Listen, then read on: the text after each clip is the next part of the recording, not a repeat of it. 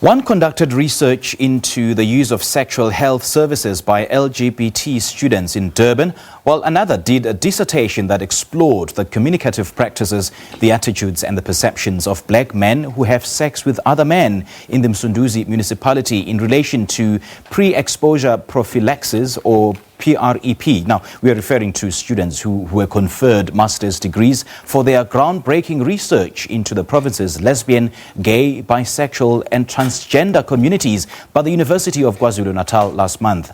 Sthembiso Pollen Mkhize, who graduated with a master's in population studies, is in our Auckland Park studios here in Johannesburg, while Melusi Mntungwa, who graduated cum laude with his master's of arts degree in media and cultural studies, joins us from our Pretoria studios to tell us more. Gentlemen, a very good morning to you and a warm welcome to Morning Live.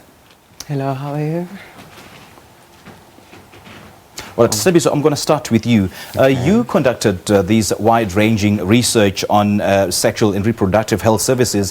What came out of it? What are significant sticking points from that research that you conducted? The study was mainly based on the LGBT students around Durban.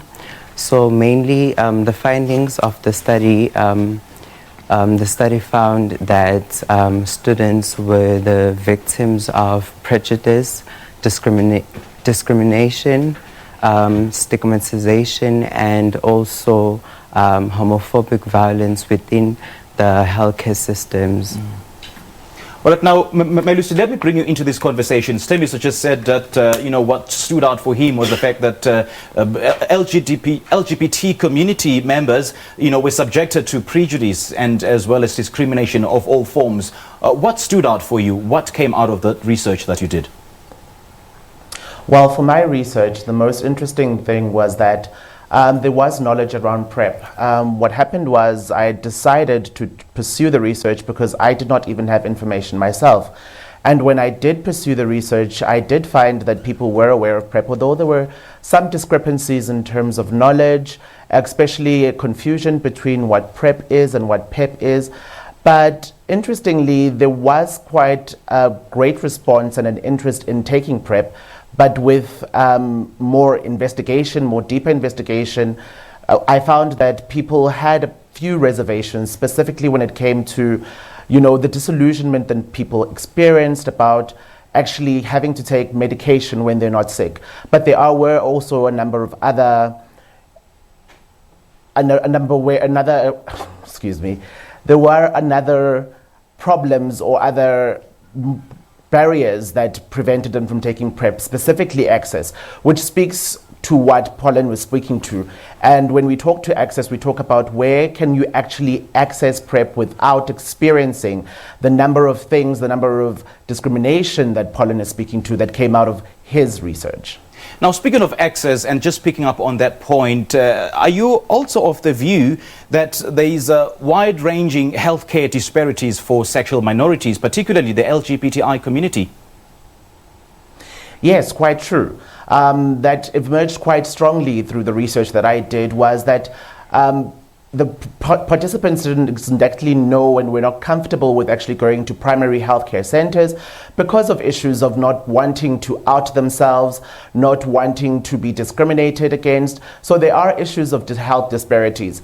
Most participants spoke to the fact that they would only go to LGBTI specific healthcare centers, and that's where they would be comfortable to get access to health, and health that was non-discriminatory and that was health that they could actually be happy with. Right, right. Now, Sthembiso, why do you think there is still limited research with regards to sexual and reproductive health services for the LGBTI community?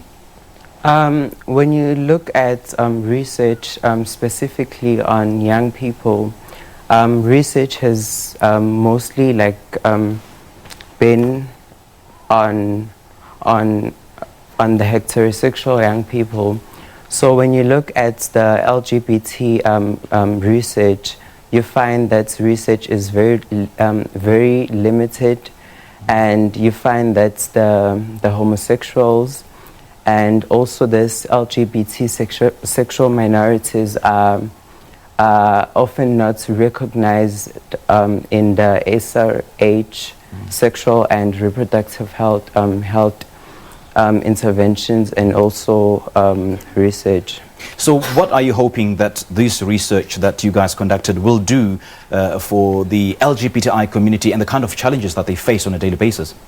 I believe that this research will help the government to reshape the policies and also to make sure that research that is mostly like specifically on young people also accommodates research also in the LGBT community. So we're just hoping that we are heading in the right direction, because the Constitution of South Africa allows us to conduct these researches, and I'm quite confident that we are heading in a positive light. Okay, Sthembiso, now Melusi, unfortunately we have to end it there. Thank you so much to you two gentlemen for joining us this morning and for your thoughtful insights. Well, Sthembiso Pollen Mkhize graduated with a master's degree in population studies, while Melusi Mntungwa graduated cum laude with his Master of Arts, Media and Cultural Studies at the University of KwaZulu-Natal. Recently conferred master's degrees on the pair for their groundbreaking research into the province's lesbian, gay, bisexual and transgender communities. This is Morning Live. We take a quick break. We'll be back in a flash.